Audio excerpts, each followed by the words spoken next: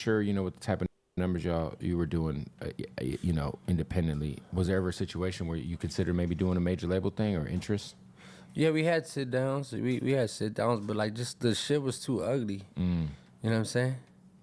Like in terms of because once we obviously we signed once and shit was cool, but I didn't know what the fuck I was signing. I had to make mistakes. You know what I'm saying? I made a Who'd you mistake. sign with? Empire. We Oh, signed with okay. Empire. So was it distro? We sat on the label side. On the label side. Okay. Yeah, Yeah. but luckily, I mean, they looked out. You know what I'm saying? They you know what I mean? I got nothing bad to say for them. You know what I'm saying? They definitely helped my career out. But in terms of longevity and in terms of what we do, I really don't think that there's nothing that a label could do for you that you really can't do for yourself. Because at the end of the day, you have to build your own audience and shit. Exactly. Exactly. And this is something that I've been preaching for a long ass time.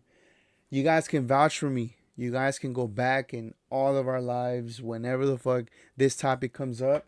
I always tell you guys, if you guys are artists, if you guys are trying to start a podcast, if you guys are starting anything, it doesn't matter.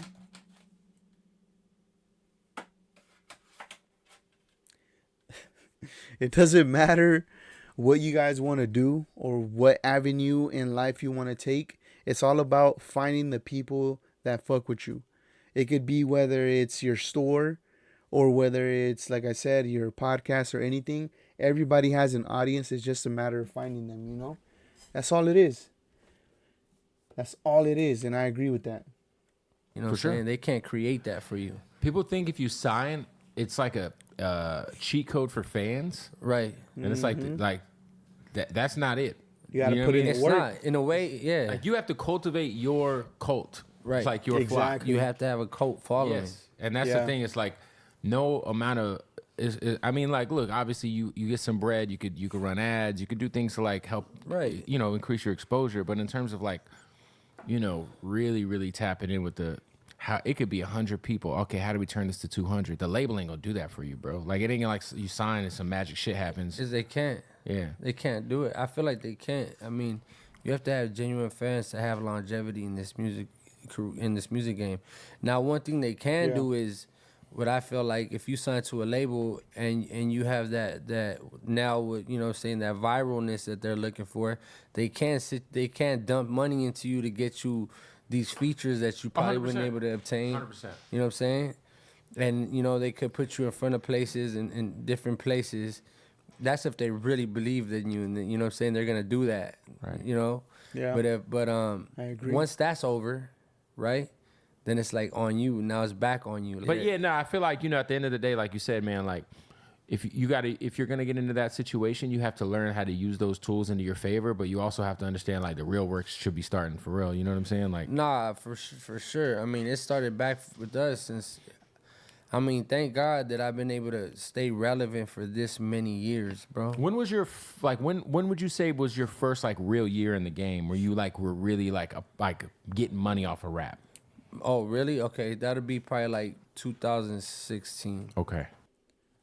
Okay, so 2016, we started reacting in like 2018 again.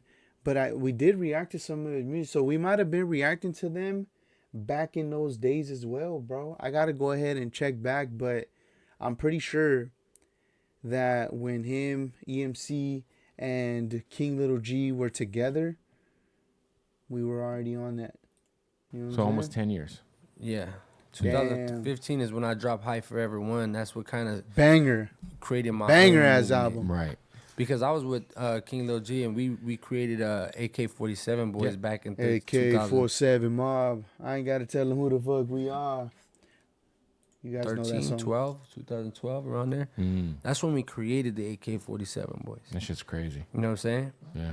And then History. with the AK47 Boyz, I was initially brought in there just as a producer. So what I did was I started taking influence from like ASAP Rocky, from different people, and then I was a real like beat head, right? So I was making beats on the MPC and shit like that. So what I was doing was getting like trap sounds and putting trap beats and putting like samples over those. Mm. And then that's what kind of developed the AK-47 sound back then. You know what I mean? Damn. And that changed the whole game, bro. That changed everything. It's never been the same. You could say that AK-47 during those times was definitely a pioneer to this new generation of artists. And I could put my foot down and say that because it's true. It's definitely true. Yeah, you had, the artists like Capone, Mr. Criminal and all that, but that's a different type of sound compared to the sound that, King Little G, EMC, and Drummer brought to the game.